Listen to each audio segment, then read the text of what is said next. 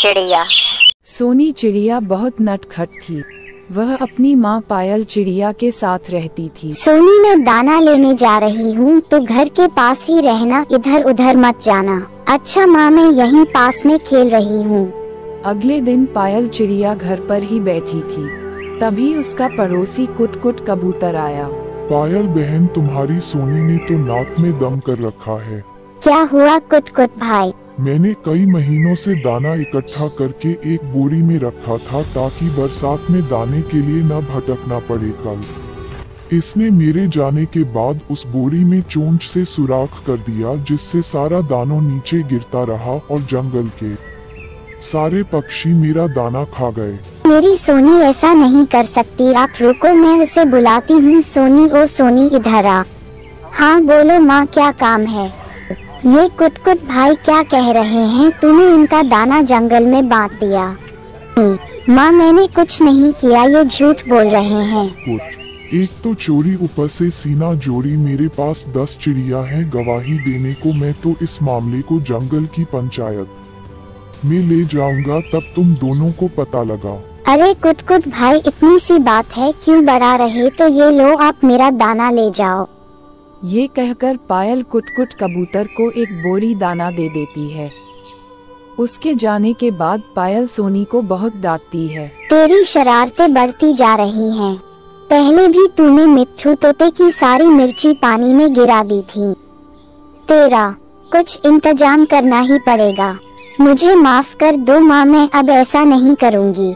सोच ले, अगर तूने अब शरारत की तो मैं तेरी शादी कालू कौए से करा दूंगी। ये सुनकर सोनी चिड़िया डर जाती है। कुछ दिन बाद गौव से टोनी कबूतर जंगल में आता है।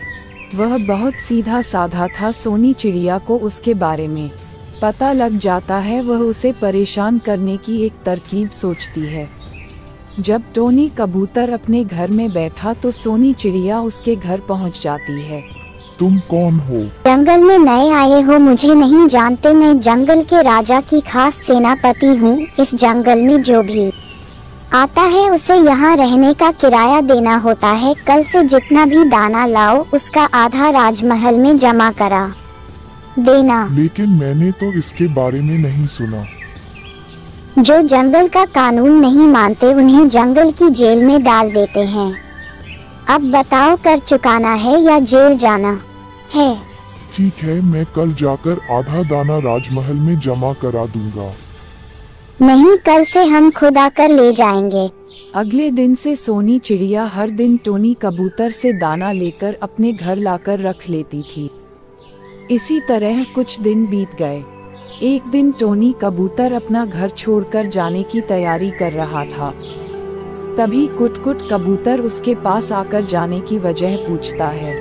टोनी कबूतर उसे सारी बात बता देता है। उसके बाद दोनों पायल चिड़िया के घर पहुंच जाते हैं और सोनी चिड़िया की शिकायत करते हैं। हे भगवान, समझ नहीं आता, इसका मैं क्या करूं? कुट कुट भाई, आप ही कोई रास्ता बताओ। कुट बहन, तुम मेरी मानो तो उसकी शादी कर दो। शादी के बाद उसमें समझदारी आ जाएगी। ठीक है, मैं आज ही कालू कौए से इसकी शादी पक्की करती हूँ। अरे बहन, वह तो एक नंबर का मक्कार है। इससे पहले भी 2 शादी कर चुका है और दोनों चिड़ियों को मारपीट कर घर से निकाल चुका है। हे भगवान, मुझे तो ये सब पता ही नहीं था भाई। फिर आप ही कोई रिश्ता बताओ।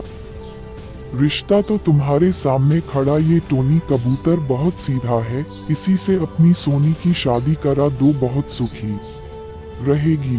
कुछ दिन बाद सोनी चिड़िया और टोनी कबूतर की शादी हो जाती है। शादी के बाद सोनी चिड़िया टोनी से माफी मांगती है और वह शरारत करना बंद कर देती है।